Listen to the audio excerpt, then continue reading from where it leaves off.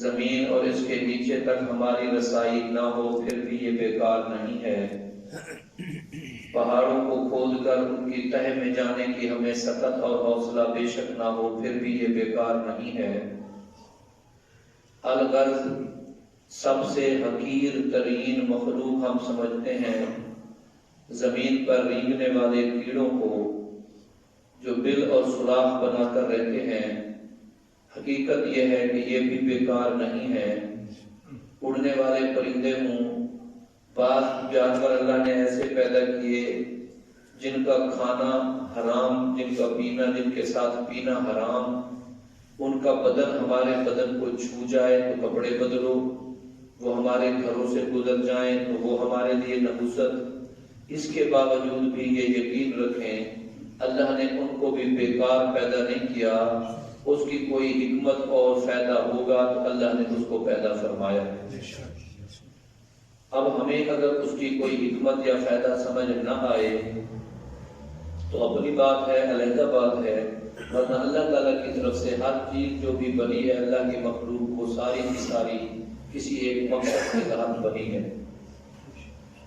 آج کی جو آیت کریمہ میں نے تلاوت کی ہے وَمَا خَلَقْتُ الْجِنَّ وَالْإِنسَ إِلَّا لِيَعْبُدُونَ، اللہ رب العزت ارشاد فرماتے ہیں ہم نے جنات اور انسانوں کو اس لیے پیدا کیا کہ یہ ہماری عبادت کریں۔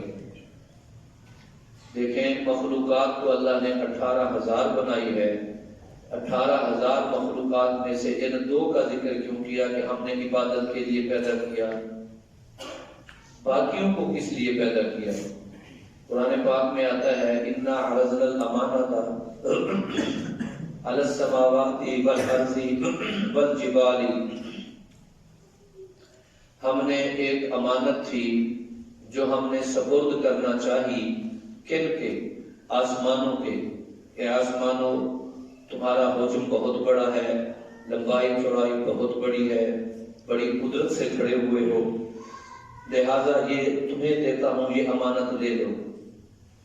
پھر ہم نے آسمانوں کے بعد وہ امانت زمین کے حوالے کی، اِنَّا عَرَضْنَا الْأَمَانَةَ عَلَى السَّمَاوَاتِ وَالْأَرْضِ، کہ زمین تو اتنا بوجھ اٹھانے کی سخت رکھتی ہے، پانی کے اوپر تجھے بنایا ہے، تیرے اندر نباتات، تیرے اندر اگنے کی وہ صلاحیت اگانے کی رکھی ہے، تو میری اس امانت کو لے لے۔ اس نے انکار کیا، پھر ہم نے یہ امانت سپرد کی علی الجبال، پہاڑوں کو، کہ اے پہاڑ کتنے سنگلاخ ہو، کتنے مضبوط ہو، تمہاری چٹانیں کئی کئی میٹر لمبی اور کئی کتنی ضخیم ہیں، تم اس کو لے لو۔ قرآن پاک کہتا ہے فَأَبَيْنَ أَن يَحْمِلْنَهَا، قرآن پاک کہتا ہے کہ ان تینوں چیزوں نے، آسمانوں نے، زمین نے اور پہاڑ نے، ان تینوں چیزوں نے اس امانت کو لینے سے انکار کر دیا۔ کیوں انکار کیا؟ اس امانت کو رکھنے میں کیا تکلیف تھی انہیں، کیا عذر حائل تھے؟ وَأَشْفَقْنَ مِنْهَا، وہ اس سے ڈر گئے، اس امانت کو سنبھالنے سے وہ ڈر گئے۔ اچھا وہ ڈر گئے اس لیے نہیں لیا، وَحَمَلَهَا الْإِنسَانُ، انسان نے اس امانت کو لے لیا۔ اور وہ کون سی امانت ہے؟ وہ قرآن پاک ہے۔ آگے اللہ نے فرمایا إِنَّهُ كَانَ ظَلُومًا جَهُولًا، یہ ظالم ہے، انسان جاہل ہے، اسے اس امانت کے حق کا پتہ نہیں تھا، اس نے اس وقت لے تو لیا لیکن اس امانت کا حق ادا نہیں کر رہا۔ اس امانت سے مراد کیا ہے؟ قرآن پاک ہے۔ اب میں نے یہ 3-4 مخلوقات کا ذکر کیا، اس طرح اللہ نے سورہ رحمان کو پڑھیں، اپنی کتنی مخلوقات کا ذکر کیا، آسمان، زمین، پہاڑ، کھیتیاں، پانی، ہوائیں، نباتات، ساری چیزوں۔ سورہ واقعہ کو پڑھیں، اس میں پانی، مٹی، ہوا، آگ، اس کا ذکر کیا، ان کو پڑھیں۔ پورے قرآن پاک میں اللہ نے کئی مخلوقات کا ذکر کیا، لیکن عبادت کو جوڑا صرف 2 مخلوقات کے ساتھ، ایک مخلوق کا نام رکھا انسان اور ایک مخلوق کا نام رکھا جن۔ تو اللہ نے عبادت کو ان کے ساتھ کیوں جوڑا، ان کے ساتھ کیوں نہیں جوڑا؟ اس کی ایک وجہ ہے، اللہ نے انہیں ایسی مخلوق بنایا جنہیں کوئی اختیار نہیں دیا۔ فرشتے کو کوئی اختیار نہیں ہے، وہ کہے میں آج تھک گیا ہوں، اللہ تعالیٰ میں دن میں آسمان سے نیچے زمین تک آج 500 چکر لگا آیا ہوں، اب میں تھک گیا ہوں۔ فرشتہ موت کا کہے میں اب تھک گیا ہوں، اس کو کل معلوم ہوگا جس کے حکم آج آپ دے رہے ہیں۔ تو فرشتوں کے پاس یہ اختیار نہیں ہے۔ کندھوں پر بیٹھے فرشتے کہہ دیں یا اللہ میں آج تھک گیا ہوں، اس کے کندھوں پر پڑی نیکیاں اور دوسرے کندھے پر پڑے گناہوں کو لکھنے لکھتے مجھے تھکاوٹ ہو گئی ہے، آج آپ مجھے ایک دن کی چھٹی دے دیں، میں یہ آج نہیں کرتا، کل جا کے سارا کام پورا کراؤں گا۔ تو ان کو یہ حق نہیں ہے، وہ مجبور مخلوق ہیں، ان کے پاس با اختیار زندگی نہیں ہے۔ سورج تیرے ذمہ ہے کہ تو نے کس وقت طلوع ہونا ہے، کس وقت غروب ہونا ہے، کل یجری لاجل مسمى۔ یہ سورج اور اس کے علاوہ جتنے ستارے ہیں آسمانوں کے، یہ ایک وقت مخصوص اور ایک مقام مخصوص میں چل رہے ہیں۔ وقت مخصوص میں اس کا یوں کہا کرتا ہوں، آج 13 نومبر 2020 ہے، دیکھنا سورج کب غروب ہوگا۔ 13 نومبر 2021 کو دیکھنا پھر بھی سورج اسی وقت غروب ہوگا۔ 13 نومبر 2022 کو دیکھنا سورج اسی وقت غروب ہوگا۔ 13 نومبر 2023 کو دیکھنا سورج اسی وقت غروب ہوگا۔ سال بھر میں بھی اسے بال برابر اپنی مرضی سے دیر یا جلدی، تاخیر یا تعجیل کرنے کا کوئی حق نہیں ہے۔ ستاروں کو دیکھ لیں، اس نے یوں ہی چمکتے رہنا ہے۔ سورج کی تیز روشنی سے ہمیں چمک نظر نہیں آتی، ورنہ وہ تو چمک رہے ہیں، چمک رہے ہیں۔ درختوں کا کام اپنا ہے، سورج کا کام اپنا ہے، زمین کا کام اپنا ہے، پانی کا، وہ مجبور مخلوق ہے۔ اللہ تعالیٰ نے ہمیں کچھ اختیار دے کر بھیجا ہے کہ تمہارے پاس اختیار ہے تو اس کے مطابق زندگی بسر کر لو۔ اور اس اختیار کی بنیاد پر اللہ نے فرمایا وَمَا خَلَقْتُ الْجِنَّ وَالْإِنسَ إِلَّا لِيَعْبُدُونَ، اے جنات اور اے انسان، ہم نے تمہیں اپنی عبادت کے لیے بھیجا ہے۔ تمہیں کوئی حق نہیں ہے کہ تم میری عبادت کے علاوہ کوئی اور کام کرو۔ حضرت مولانا قاری محمد طیب صاحب رحمۃ اللہ علیہ لکھتے ہیں، انسان کو اللہ نے یوں نہیں فرمایا وَمَا خَلَقْتُ الْجِنَّ وَالْإِنسَ الا لیعبدون کی بجائے الا لیطعمون، ہم نے تمہیں کھانے پینے کے لیے بھیجا ہے۔ اللہ نے انسان کو کھانے پینے کے لیے نہیں بھیجا۔ اب کھانا پینا ضرورت ہے ہماری، بلکہ حکم دیا کلوا واشربوا، کھاؤ پیو ہنیا مریا، جو تمہارے جی میں آئے۔ میں نے 100 چیزیں پیدا کی ہیں دنیا میں۔ اللہ نے یوں نہیں فرمایا وما خلقت الجن والانس الا لیلبسون، ہم نے بھیجا تمہیں پہننے کے لیے۔ ٹاکی لگے کپڑے نہ پہننا، فلاں رنگ کے نہ پہننا، فلاں کے نہ پہننا۔ یہ آپ کے پاس وسائل ہیں، قیمتی پہن لو، نہیں ہے تو درمیانے لے کے پہن لو، پرانے پہن لو، دھو کے پہن لو، کوئی بات نہیں ہے۔ تو اللہ نے ہمارے بنائے جانے کا جو مقصد ارشاد فرمایا، وہ مقصد عبادت خدا بندی ارشاد فرمایا۔ یہ ہے ہماری حقیقت۔ لباس ہماری ضرورت ہے، خوراک ہماری ضرورت ہے، مکان ہماری ضرورت ہے، گرمی سردی سے بچنا یہ ہماری ضرورت ہے۔ ہماری حقیقت کیا ہے کہ ہمیں اللہ نے اپنی عبادت کے لیے پیدا فرمایا۔ اور اگر ہم اپنی یہ ضرورتیں جو ہماری ضرورتیں ہیں، اگر ہم اپنی یہ ضرورتیں بھی اللہ کی رضا کے مطابق، اللہ کے نبی کے طریقے کے مطابق بسر کرتے رہیں، تو یقین جانیے ہماری یہ ضرورتیں بھی خیر والی بن جاتی ہیں۔ ہماری ان ضرورتوں کو بھی پھر عبادت کا درجہ مل جاتا ہے۔ لیکن ہوں کس طریقے پر؟ اگر اللہ کے حکم کے مطابق ہوں اور اللہ کے رسول کے حکم کے مطابق ہوں تو یہ ضرورتیں پھر ضرورتیں نہیں رہتی، بلکہ یہ ہماری ضرورتیں جو ہیں پھر عبادت بن جاتی ہیں۔ اللہ نے ان کو عبادت کا درجہ عطا فرما دیتے ہیں۔ تو ارشاد ہوتا ہے وما خلقت الجن والانس الا لیعبدون، اے انسانوں اور اے جنات، ہم نے تمہیں اپنی عبادت کے لیے پیدا کیا ہے۔ اور عبادت کیا ہوتی ہے؟ عبادت ادائے پیغمبر کا نام ہے، سنت رسول کا نام عبادت ہے۔ جو انسان جس زمانے میں پیدا ہوا اور اس زمانے میں جو نبی آیا، اس نبی کا جو طریقہ تھا اس پر عمل کرنا، یہ عبادت ہے۔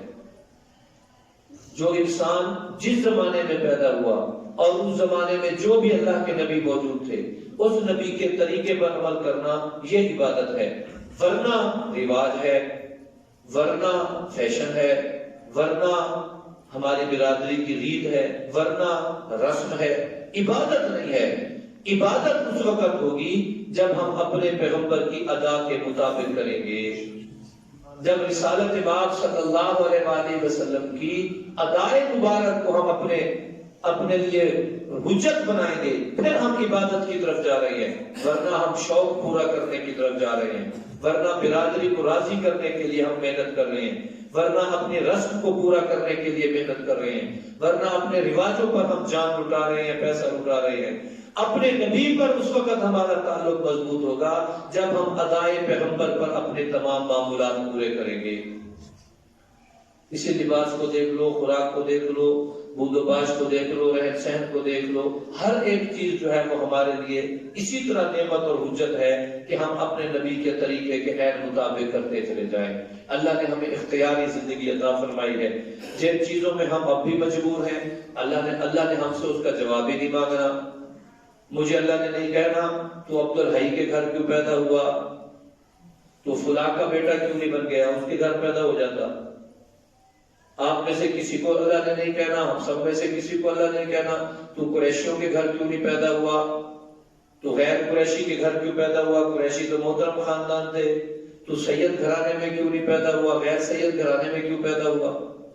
ہم میں سے اللہ کسی سے نہیں پوچھیں گے تیرا رنگ کالا کیوں ہے، تیرا گورا کیوں ہے، تیری آنکھیں حسین کیوں ہیں، تیری آنکھیں ڈراؤنی کیوں ہیں، تیرا قد لمبا کیوں ہے، تیرا قد چھوٹا کیوں ہے، کیونکہ جو چیزیں ہمارے بس میں نہیں ہیں ہم اس کے جواب دہ نہیں ہیں، اور جو چیزیں ہمارے بس میں ہیں ان کو کرنا کیسے ہے، اپنے طریقے سے، نہ انہیں کرنا ہے ہم نے میرے محمد کی ادا سے صلی اللہ علیہ وسلم۔ اس حقیقت کو ہم سمجھ لیں۔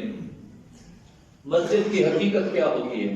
مسجد کی حقیقت ہے ایک ایسی جگہ ہو جہاں ہم سارے لوگ جائیں، وہاں صفیں بچھی ہوں، قبلہ رو ہو کر بیٹھے، کبھی تلاوت کرے، کبھی ذکر کرے، کبھی سجدے اور رکوع والی نماز پڑھے، ہے جی، اور یہ اس عبادت کی نیت سے جگہ بنی ہے۔ اب جمعہ کے وقت کو ہم اس کو لگا دیں تالا اور 3 بجے اس کو کھول دیں، تو بتاؤ اس مسجد کا محلے کو کیا فائدہ؟ بھی اس کا تو مقصد کی عبادت تھا، عبادت کے وقت آپ نے تالا لگا دیا، تو اس کو مقصد کے وقت صاف ستھرا رکھنا ہے، اس کے لیے انتظام کرنا ہے، سٹاف مقرر کرنا ہے، آنے والے نمازیوں کے لیے گنجائش پیدا کرنی ہے، یہ اس کا مقصد ہے۔ مقصد حیات ختم، مقصد تعمیر ختم ہو گیا تو پھر بات ختم ہو گئی۔ افحسبتم انما خلقناکم عبثا، تم یہ سمجھتے ہو ہم نے تمہیں بیکار پیدا کیا ہے؟ حضرت قاری طیب صاحب رحمۃ اللہ علیہ لکھتے ہیں اگر ہمیں پیدا کیا گیا ہوتا کھانے پینے کے لیے، اللہ اپنی مخلوق کو کھانے پینے کے لیے پیدا کرتا تو وہیل مچھلی اللہ کے ہاں سب سے زیادہ معزز ہوتی، کہتے ہیں وہ بڑی خوراک کھاتی ہے، ٹنوں کے ٹن کھاتی ہے، وہ بعض اوقات پورے کا پورا جہاز اس کی پشت پہ آ جاتا ہے، اور جہاز چلانے والے کا خیال یہ ہوتا ہے کہ شاید میں کسی ٹیلے پہ آ گیا ہوں، بھول گیا ہوں، گہرے پانی سے ہٹ کے چھوٹے پانی میں کسی ٹیلے پہ آ گیا ہوں، حالانکہ وہ ٹیلے پہ نہیں ہوتا، مچھلی پہ ہوتا ہے۔ پھر اچانک مچھلی اسے چھوڑ کے نیچے سے جاتی ہے تو پھر محسوس ہوتا ہے اچھا یہ کوئی بڑی مچھلی تھی جس کی پشت پہ میں آ گیا تھا۔ اگر ہمیں پیدا کیا گیا ہوتا کھانے پینے کے لیے، چلو وہ تو آبی جانور ہے، ہم دیکھتے نہیں صرف سنتے ہیں، خشکی کے جانوروں میں دیکھ لیں، پھر ہاتھی ہم سے زیادہ اشرف المخلوقات ہوتا، پھر ہاتھی کو زیادہ عزت ملنی چاہیے تھی کیونکہ وہ زیادہ کھاتا ہے۔ چلو ہاتھی بھی ہمیں کبھی کبھی دیکھنے کو ملتا ہے، بھینس تو ہر گھر میں موجود ہوتی ہے، تقریباً روز دیکھتے ہیں۔ اگر ہم کھانے پینے کے لیے پیدا کیے گئے ہوتے تو میرے بھائیوں پھر عزت، یہ مقام، یہ اشرف المخلوقات ہونے والا شرف، یہ پھر بھینس کو ملتا، ہمیں نہ ملتا، ہمیں نہ ملتا۔ یاد رکھو اگر ہم لباس پہننے کے لیے تو پھر یہ تو شیر کی چادر ہے جس پر جو کبھی میلی نہیں ہوتی، بارش میں نہا لے تو اجلا ہو جاتا ہے۔ مور کے پروں کو دیکھ لو اور ان کے بناوٹ کو دیکھ لو اور ڈیزائنوں کو دیکھ لو تو کیا بات ہے، بندہ دیکھ کے حیران ہوتا ہے۔ ایک پر اس کا خریدنے کے لیے ہم پیسے بھرتے ہیں، ایک پر ہمیں مل جائے نکاح پہ جاتے ہیں نا، آج کل بڑی عجیب رسم آ گئی ہے، سارا نکاح کا رجسٹر پر ہوگا ہماری ساتھی پنسل سے 5-10 روپے والی سے، لیکن جب دلہا دلہن رسم کریں گے تو ایک پر والی پنسل لے آتے ہیں جس پہ مور کا پر ہے کہ یہ جی اس سے رسم کریں۔ تو ہم اس لیے پیدا نہیں کیے گئے، یقین جانیے، ہم پیدا کیے گئے عبادت کے لیے، اور عبادت کا معیار ہم نے نہیں بنانا۔ جو لوگ اپنے طرز پر سوچ کر اپنے لیے کسی چیز کو عبادت قرار دیں گے وہ بہکیں گے، وہ بھول جائیں گے۔ اب ایک مثال میں تھوڑی سی شاید آپ کو کڑوی لگے تو میں معذرت، لیکن آپ اتفاق کیے بغیر رہ نہیں سکیں گے۔ یہی اسی ربیع الاول شریف میں دیکھنے جلوس نکلا، 40 سال سے نکل رہا ہے، 30 سال سے نکل رہا ہے، 50 سال سے نکل رہا ہے، اس سے پہلے تو تھا ہی نہیں۔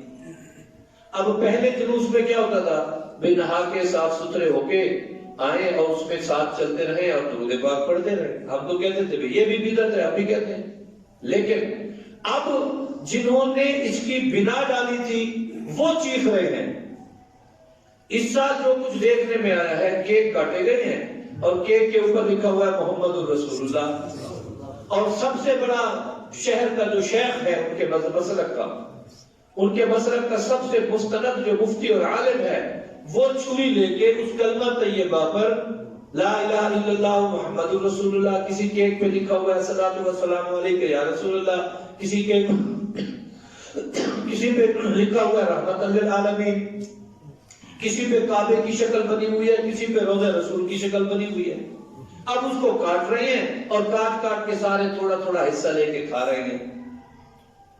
اب وہ سر پکڑ کے بیٹھ گئے، یار یہ انہوں نے کیا شروع کر دیا؟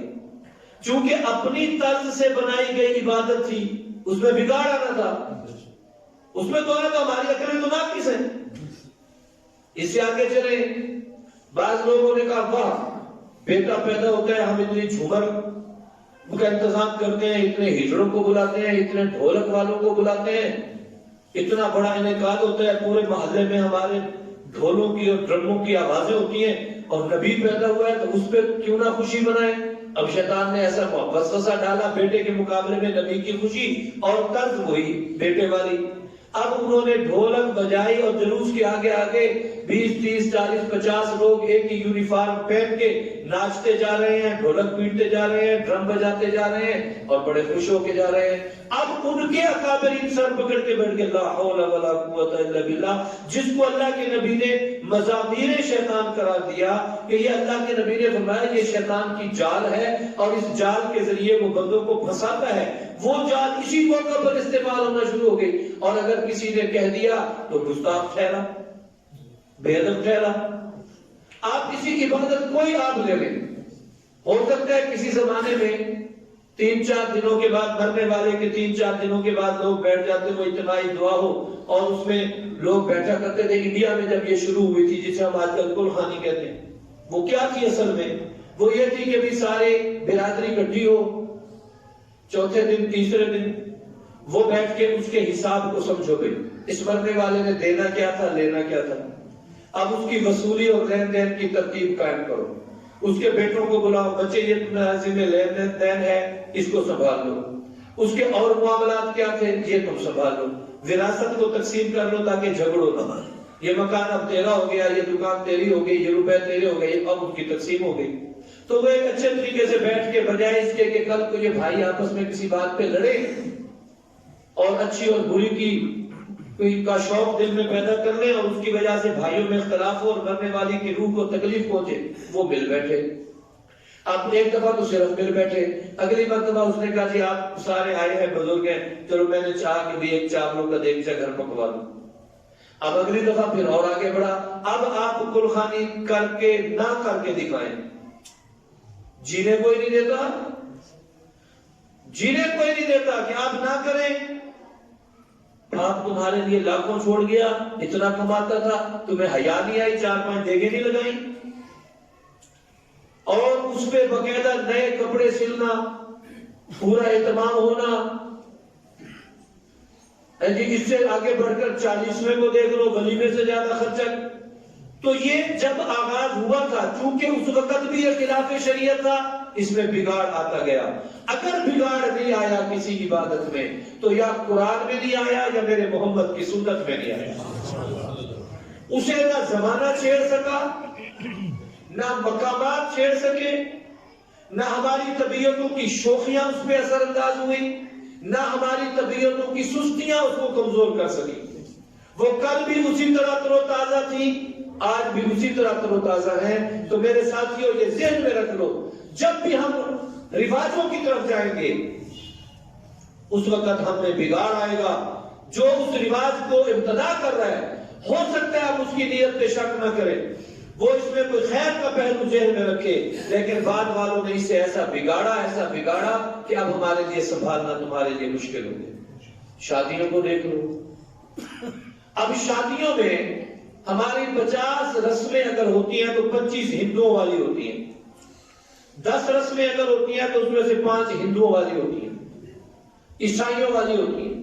دنیا گلوبل ہو گئی، ایک ہی ہاتھ میں موبائل کے ذریعے پوری دنیا کو ہم سرچ کر رہے ہیں اور اس طرز زندگی کو دیکھ کے ہم آگے چل پڑے. تو ہم اس طرز زندگی میں نبی علیہ السلام کے اسوہ کو ہم نے چھوڑا، ہم مشکل میں پھنستے چلے گئے. ہماری بچیوں کے بال سفید ہونا شروع ہو گئے، ہمارے مرد بوڑھے ہونا شروع ہو گئے. پیسے ہیں نہیں ہوں تو شادیاں کر. اگر آپ مجھے اجازت دیں تو میں اسی مجمع میں آپ کو ایک ایسے لڑکے بیٹھے دکھا دوں جو کہتے ہیں استاد جی تعویذ دو شادی ہو جائے. بے تعویذ سے شادی ہو تو جائے گی لیکن معاملہ وہ کہتے ہیں کہ ابا کہتا ہے جب تک تو خود کما کے نہیں لائے گا، جب تک تو اپنی شادی کے خرچے خود نہیں پورے کرے گا میں نہیں کرتا. اب اس کی عمر ہوگی 35 سال 40 سال، اب دیتا کوئی نہیں. اب اس ابے کی سوچ پہ ماتم کر اور کیا کر، ماتم کر اس کی سوچ پہ جس نے تیری شادی کے لیول کو اتنا اپ کر دیا وہ تجھ سے ساری زندگی پورا نہیں ہوا. تو جب ہم اپنے نظام میں رواج کو اہمیت دیں گے، جب ہم اپنے نظام میں رسم کو اہمیت دیں گے، جب ہم اپنی بود و باش میں اپنے اسلوب اور اپنے طریقے کو اہمیت دیں گے، یقین جانیے دور ہٹتے چلے جائیں گے. ہمیں تو اللہ نے عبادت کے لیے پیدا کیا اور عبادت من چاہی عبادت نہیں ہوتی. عبادت وہ ہوتی ہے جس پر مہر محمد لگی ہوئی ہو صلی اللہ علیہ وسلم، میرے پیغمبر کی مہر لگی ہوئی ہو. میں کہہ دوں حضرت علی کے کوئی کارخانے چلتے تھے جب میرے آقا نے بی بی فاطمہ کا نکاح کر کے دیا خاتون جنت کا؟ کیا مسائل تھے؟ زرہ بیچ کے بیچنی پڑی شادی کے لیے. تو باتیں شاید دور نکلتی جا رہی ہیں. بس میرے ساتھیوں یہ ہماری حقیقت ہے. ہمیں اللہ پاک نے عبادت کے لیے پیدا کیا ہے اور عبادت کیا ہوتی ہے یہ بھی نظریہ اور تصور جو ہمیں دیا ہے یہ بھی غیر اسلامی مذاہب، اسلام کے علاوہ دیگر مذاہب انہوں نے دیا ہے کہ عبادت خانے تک محدود ہے. عبادت کا تعلق گھر میں نہیں ہے، عبادت کا تعلق بازار میں نہیں ہے، عبادت کا تعلق ہماری دکان میں. کیا عبادت؟ یہ تجارت ہے. تجارت اور شے، عبادت اور شے. عبادت وہ صاحب مسجد میں ہوتی ہے. آپ ہمیں آ کر کہہ رہے ہو ایک ترازو ٹھیک اٹھاؤ، ترازو کا ٹھیک ہونا عبادت ہے. مولوی صاحب کیسے ٹھیک اٹھائیں؟ ساری دنیا اس طرح چل رہی ہے، ہمارا بزنس خراب ہوتا ہے. جائیں میں شام کو مسجد کی صف بھی لے کے دے دوں گا، گھڑی بھی خرید کے دے دوں گا، آپ کی خدمت میں ایک اچھا رومال بھی لے کے آؤں گا، مجھے ڈسٹرب نہ کریں. اور ہم نے اس کے رومال کو پہن کے ہم نے کہا اللہ اس کو جنت دے دے. قاری حنیف صاحب مرحوم کہتے تھے جنت مولوی کے باپ کی ہے، یہ یوں جنت مانگ رہا ہے، اس کے باپ کی ہے یہ جنت. میرے ساتھیوں عبادت کے لیے یہ بات ذہن میں اتنی راسخ کر دو، اتنی کھرچ کے نکلے ہم سارے. عبادت اسے کہیں گے جو میرے پیغمبر کی ادا ہوگی. کھانا ہو، پینا ہو، پہننا ہو، اوڑھنا ہو، سونا ہو، جاگنا ہو، بھاگنا ہو، رکنا ہو، بیٹھنا ہو، کھڑے ہونا ہو، تجارت ہو، زراعت ہو، سیاست ہو، حکومت ہو، اگر یہ ساری چیزیں ادائے محمد کے مطابق ہوں گی تو اللہ کی قسم یہ عبادت ہے. اچھا ایمانداری سے بتائیں، کیا آپ نے کبھی نہیں سنا مجھے چھوڑ دے میں طالب علم صحیح؟ پانی اگر پانی پینے والے کا ذہن میں تصور کیا ہے کہ پیاس لگی ہے، گلا خشک ہے، پانی پی لوں، میرا بدن اس وقت پانی کا مطالبہ کر رہا ہے۔ اب یہ ہندو بھی پیتا ہے، سکھ بھی پیتا ہے، مسلمان بھی پیتا ہے، جانور بھی پیتے ہیں، پرندے بھی پیتے ہیں، انسان بھی پیتے ہیں۔ اب ہمیں پینے کا کیسے حکم دیا گیا؟ بیٹھ کے پیو، کھڑے ہو کے پینے سے پیاس نہیں بجھے گی؟ نہیں بجھے گی، لیکن بیٹھ کے پیو۔ بھائی دائیں ہاتھ میں لے کے پیو، بھائی بائیں ہاتھ میں لینے سے پیاس نہیں بجھے گی؟ جی پیاس تو بجھ جائے گی، لیکن دائیں میں لے کے پیو۔ اچھا پانی کو 3 سانس پیو، یعنی 1 کٹورا یا گلاس آپ پینا چاہتے ہیں تو یوں نہیں منہ پہ رکھیں اور انڈیل کے پھر بس کریں، بلکہ اس میں تھوڑے وقفے سے پییں، چھوٹے چھوٹے گھونٹ بھریں، جس طرح چسکی لیتا ہے بندہ، چھوٹے چھوٹے گھونٹ بھرنا، یہ میرے نبی کی سنت ہے۔ اس طرح پیتے جاؤ، اس طرح پیتے جاؤ، پیاس اس طرح بھی بجھے گی، اس طرح بھی بجھے گی۔ اس طرح صرف فائدہ ہوگا تیرا جسمانی، اس طرح جسمانی فائدہ بھی ہوگا، روحانی فائدہ بھی ہوگا، روحانی فائدہ بھی ہوگا۔ ہم جن چیزوں کے پیچھے پڑے ہوئے ہیں، ہم نے معیار زندگی بدل دیا، ہم نے اپنا لائف سٹائل چینج کر دیا، ہم اتباع رسول کے نعرے لگاتے ہیں، صرف اتباع رسول کو کرنے کا موقع ہے تو تعبیریں کرتے ہیں، بہانے کرتے ہیں، بہانے۔ یاد رکھو یہ تعبیر اور یہ بہانہ بندوں کے سامنے تو چل سکتا ہے کیونکہ بندہ تمہارے دلوں کے راز نہیں جانتا، اللہ کے سامنے اس لیے نہیں چل سکتا کہ اللہ دلوں کے راز سے واقف ہے، اللہ دلوں کے راز سے واقف ہے۔ ہمیں ہر صورت اپنی زندگی میں یہ بات باور کرنی چاہیے کہ ہم اتباع رسول کریں گے، اتباع رسول میں کامیابی ہے۔ میں مثال کے طور پر کہتا ہوں، ہم آج قاری صاحب کو کہتے ہیں قاری صاحب راتیں بڑی لمبی ہیں، جو تم نے 20 تراویح ہمیں رمضان میں چھوٹی چھوٹی راتیں ہوتی ہیں، گرمیوں میں آج کل رمضان آ رہا ہے، وہ آج کل پڑھا دیں۔ 7 بجے عشاء ہوتی ہے، 8:30 بجے تک ہم فارغ ہو جائیں گے، آپ ہمیں وہ تراویح اب پڑھا دیں، ہم اس سیزن میں نہیں پڑھتے، تو وہ تراویح رد کر دی جائیں گی۔ بھئی یہ سنت ہے، لیکن سنت اس وقت ہے جس وقت میں میرے محمد نے پڑھی تھی۔ ہم میں سے کوئی کہے کہ ہم آج کوئی اور عبادت ایسی کر لیں جس کے لیے ایام مقرر ہیں، وہ آج کر لیں، عید الفطر آج منا لیں، عید الاضحیٰ آج منا لیں، تو یہ مسترد ہے۔ اگر کوئی ہم عید کے دن روزہ رکھ لیں، یہ مسترد ہے، کیونکہ یہ طرز پیغمبر سے نہیں ملتا، اس کا تعلق وہ نہیں بنتا، لہٰذا یہ چیز درست نہیں ہے۔ میرے ساتھیوں یاد رکھو، میں انڈیا کے ایک بزرگ کی بات سن رہا تھا، انہوں نے اسی آیت کے ذیل میں فرمایا کہ ہم اس وقت کس کے پیچھے پڑے ہوئے ہیں؟ آدمی خوبصورتی کے پیچھے پڑا ہوا ہے، مکان خوبصورت، لباس خوبصورت، گھر خوبصورت۔ خوبصورتی اللہ کے ہاں معیار نہیں ہے۔ ہمارے لوگ جو فارغ کی چیزوں کو دیکھ کر آتے ہیں غیر ملکی کو، واہ واہ، ہسپتال ہوں تو ان جیسے، سڑکیں ہوں تو ان جیسی، کپڑے ہوں تو ان جیسے، جی خوراک ہو تو ان جیسی۔ ہم خوبصورتی کو معیار بنا بیٹھے ہیں، اور میں اکثر کہتا ہوں خوبصورتی کی بنیاد پر فیصلے نہیں کیے جاتے، جو کیے جاتے ہیں وہ مستقل نہیں ہوتے، ان کے نقصانات ہوتے ہیں۔ خوبصورتی کی بنیاد پر اپنے ملک کا وزیر اعظم آپ نہیں بنا سکتے کہ بھی جو چونکہ یہ زیادہ خوبصورت ہے لہذا وزیر اعظم بنا دیں۔ اگر خوبصورتی کو معیار بنا کے وزیر اعظم بنایا جانا ہوتا تو ہمارے موجودہ وزیر اعظم کی تو باری ہی نہ آتی، اس کی تو باری ہی نہ آتی۔ اس کو تو بہرحال جیسی بھی شکل اللہ نے دی اس پہ تو ہمیں کوئی اعتراض نہیں، لیکن اصول میں بتا رہا ہوں، خوبصورتی کی بنیاد پر نہ کسی کو حکومت دی جا سکتی ہے، محض اس بنیاد پر کہ یہ خوبصورت ہے ہم یہ مسجد کی تعمیر اس سے کروا لیں۔ اور نہیں بھائی، خوبصورت آدمی سے تعمیر کیا کروانی ہے، کسی ماہر آدمی سے تعمیر کراؤ۔ خوبصورتی کی بنیاد پر نہ رشتے کیے جاتے ہیں کہ داماد بنا لیں، خوبصورتی کی بنیاد پر نہ بہویں بنائی جاتی ہیں کہ اس لیے بہو بنا لے کہ یہ خوبصورت ہے۔ اور جنہوں نے خوبصورتی کی بنیاد پر کوئی فیصلے کیے، وہ رشتے کے ہوں، وہ سیاست کے ہوں، وہ تجارت کے ہوں، وہ ریاضت کے ہوں، وہ سفر کے ہوں، یقین جانیے وہ بالکل عارضی فیصلے تھے، وہ پچھتائے ان فیصلوں پہ۔ خوبصورتی کی بنیاد پر اللہ نے قرآن میں یوں نہیں فرمایا ان اکرمکم اجملکم، تم میں سے جو زیادہ جمیل خوبصورت ہوگا میرے ہاں وہ عزت والا ہوگا۔ دوسری بات، پھر بندہ سوچتا ہے صلاحیت کی بنیاد پہ کر لیں، جس میں کوئی کام کرنے کی استعداد، ملکہ، صلاحیت ہو، اس کی بنیاد پر۔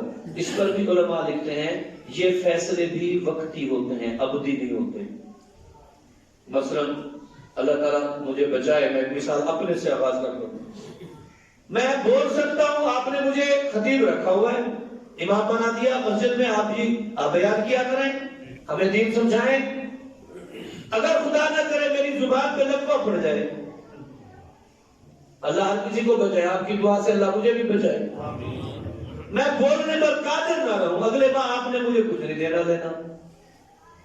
جب تک آپ سے ہم کام لیتے تھے آپ کی صلاحیت تھی، اب وہ صلاحیت کسی وجہ سے رک گئی۔ ہم ایک سونار کے پاس جا کے جیولری بنواتے ہیں، ایک زمانے تک اس میں صلاحیت ہے، وہ مختلف ڈیزائن میں ہمیں خوبصورت بنا کے دے دیتا ہے۔ زندگی کا ایک مرحلہ آیا، اس کی آنکھیں جواب دے گئی، ہاتھ کانپنا شروع ہو گیا، اب وہ موتی جڑ نہیں سکتا، تب اس کے بعد ہم نے جانا چھوڑ دیا، کیونکہ صلاحیت نے، دماغ نے ساتھ دیا تو صلاحیت برقرار، دماغ نے ساتھ چھوڑا تو صلاحیت ختم۔ ہم نے ٹیچر رکھا ادارے میں، پڑھا سکتے تھے، ایک وقت آیا کہ انہیں بھولنا شروع ہو گیا، ان کا دماغ کمزور ہو گیا، ہاتھ کانپنے لگے، وہ وائٹ بورڈ استعمال نہیں کر سکتے، بات سمجھا نہیں سکتے، بچوں پہ گرفت نہیں ہے، وہ سارے کھیلتے رہتے ہیں۔ تو ہم نے کہا استاد جی آپ کی مہربانی، آپ نے بڑی خدمات دی، لہذا اب ہم آپ کو نہیں رکھ سکتے، ہمارا ادارہ، ہمارا سکول کمزور پڑ رہا ہے۔ کیوں؟ تمہاری صلاحیت کمزور ہو رہی ہے۔ اس کا مقصد ہے صلاحیت کا تعلق بھی دماغ کے ساتھ تھا، دماغ توانا، صلاحیت توانا، دماغ کمزور، صلاحیت کمزور۔ ہم نے دکان پہ سیلز مین نہیں بٹھائے، کس سیلز مین کو تیرے پاس صلاحیت تھی جب تک تو گاہک کو کور کر لیتا تھا، اب تیری صلاحیت ماند پڑ گئی ہے، لہذا تیری چھٹی۔ تو اس سے کیا نتیجہ نکلا کہ صلاحیت پر کیے گئے کام بھی بے شک اپنی جگہ کہیں درست ہوں گے، لیکن وہ بھی عارضی ہیں، حقیقی نہیں ہیں، حقیقی نہیں۔ اللہ کے ہاں یہ نہیں ہے کہ تم میں سے بہت اچھا مقرر میرے نزدیک بخشش ہے، ان اکرمکم اختبکم، تم میں سے جو بڑا خطیب ہے وہ میرے نزدیک بہترین ہے، تم میں سے جو بڑا کاریگر ہے وہ میرے نزدیک بہترین ہے، تم میں سے جو بڑا ماہر ہے سیاست کے امور میں وہ میرے نزدیک بہترین ہے، تم میں سے جو بڑا مستری انجینئر ہے وہ میرے نزدیک وہ بہترین ہے۔ نہیں، اب آئیے تیسری چیز، حقیقت۔ حقیقت یہ ہے کہ تمہیں میں نے پیدا کس بنیاد پر کیا تھا؟ یا اللہ پیدا تو تم نے ہمیں اپنی عبادت کے لیے کی، تو اللہ فرمائیں گے عبادت کی تھی، تو ہم بتائیں گے یا اللہ ہماری زندگی، ہمارے اعمال نامے بتائیں گے۔ ہم نے جس نے حقیقت کو سمجھا اس کے پاس پہلی دو چیزیں نہیں تھیں۔ میں ایک مثال لانے لگا ہوں، حضرت بلال رضی اللہ تعالیٰ عنہ کو دیکھ، خوبصورتی تھی، قبول صورت بھی نہیں تھی، صلاحیت کیا تھی؟ زیادہ سے زیادہ اونٹ چلا سکتے ہیں، بکریاں چلا سکتے ہیں، پانی بھر آتے ہیں، بدنی مشقت کر لیتے ہیں، بس۔ خوبصورتی نہیں ہے، صلاحیت نہیں ہے، لیکن حقیقت کو سمجھا کہ میری حقیقت کیا ہے، میں کس ذیل میں پیدا کیا گیا ہوں، لا الہ الا اللہ محمد رسول اللہ، میرا دین لا الہ الا اللہ ہے اور شریعت محمد رسول اللہ ہے، میں اس دین پر اور اس طرز پر زندگی بسر کرنی ہے۔ اونٹ چلاتا رہوں تب بھی، بکریوں کو چلاتا رہوں تب بھی، میں کاروبار کروں تب بھی، میں سیاسی حکمران بن جاؤں تب بھی، امیر ہوں غریب ہوں تب بھی۔ رب نے فرمایا تو نے حقیقت کو سمجھ لیا، اب تو چلے گا تو مکے میں، لیکن آواز جنت میں آئے گی، آواز جنت میں۔ یہ حقیقت کو پہچاننا ہے۔ تو بھائی ہم اپنی حقیقت کو پہچان لیں۔ اللہ کی قسم ہم کھانے پینے کے لیے پیدا نہیں گئے، ہم کل انعام مثل درندوں اور جانوروں کے لیے ہیں نہیں، کی طرح نہیں ہیں ہم۔ بھائی لباس اگر ہماری زندگی کا مطمع نظر ہوتا، ایمانداری سے بتائیں سب سے قیمتی اور خوبصورت لباس اللہ کسے دیتے؟ اپنے پیغمبر کو دیتے۔ آپ کے دست اطہر پہ جو لباس ہے اس پہ ٹاکیاں لگی ہوئی ہیں۔ میرے نبی نے جوتے اپنے خود سیے ہیں، ٹوٹ گئے، کاٹ لیے۔ اللہ کے نبی نے ایک مرتبہ رسول اللہ صلی اللہ علیہ وسلم کو پیشکش فرمائی، اگر آپ دنیا کی اس جفا کشی سے تھک گئے ہوں تو میں آپ کو احد پہاڑ سونے کا بنا دوں۔ تو آپ نے پتہ کیا جواب دیا؟ یا اللہ، ایک وقت پیٹ بھر کر دے، شکر کی عادت پڑ جائے، اور کبھی کبھی نہ دے، صبر کی عادت پڑ جائے۔ صبر اور شکر کے درمیان زندگی بسر ہوتی رہے، باقی تو سب کچھ یہی ہے۔ حضرت عمر رضی اللہ تعالیٰ عنہ نبی علیہ الصلوۃ والسلام کی خدمت میں حاضر ہوئے۔ آپ ایک چارپائی پر قمیص اتارے لیٹے ہوئے، اور چارپائی پر جو بان ہے وہ آپ کے وجود اطہر پہ گندا نقش ہو گیا۔ اب گرمیوں میں کبھی کبھی بندہ کرتا قمیص اتار کے سو جائے چارپائی پہ تو اس کے نقش پڑ جاتے ہیں، تو وہ گندا ہو گیا، نقش آپ کے وجود پر نظر آ رہے ہیں۔ حضرت عمر رضی اللہ تعالیٰ عنہ رونے لگے، افسردہ ہو کہ دیکھو وہ کتنے مزے کر رہے ہیں، کیسا وہ کسرا اتنے نفیس ترین بستروں پہ آرام فرما ہے، اور آپ اتنی پر مشقت زندگی بسر فرما رہے ہیں۔ تو آپ نے پتہ کیا فرمایا؟ فرمانے لگے عمر، کیا تو اس بات پر راضی نہیں کہ وہ دنیا کے مزے لوٹیں اور ہم آخرت کے مزے لوٹیں؟ کیا تیرے لیے یہ کافی نہیں؟ تو بھئی ہمارے لیے بھی یہی کافی ہے کہ ہم رسول اللہ صلی اللہ علیہ وسلم کے کامل منصوبے اور نظام اور سلیبس اور ضابطۂ زندگی جو آپ لے کر آئے ہیں اس کو لے لیں۔ جب ہم بدعات کی طرف جائیں گے، جب رسومات کی طرف جائیں گے، جب من چاہے اصولوں کی طرف بنائیں گے، جب ہم کوئی برادری کی رسمیں ریتیں اپنے اوپر مسلط کر دیں گے تو پھر ہم پھنستے چلے جائیں گے، کیونکہ دین آسان ہے، دین مشکل نہیں ہے، ہم نے اس میں مشکلات پیدا کی ہیں۔ اللہ تعالی ہمیں سمجھنے کی توفیق عطا فرمائے اور عمل نصیب فرمائے۔ وآخر دعوانا الحمدللہ رب العالمین۔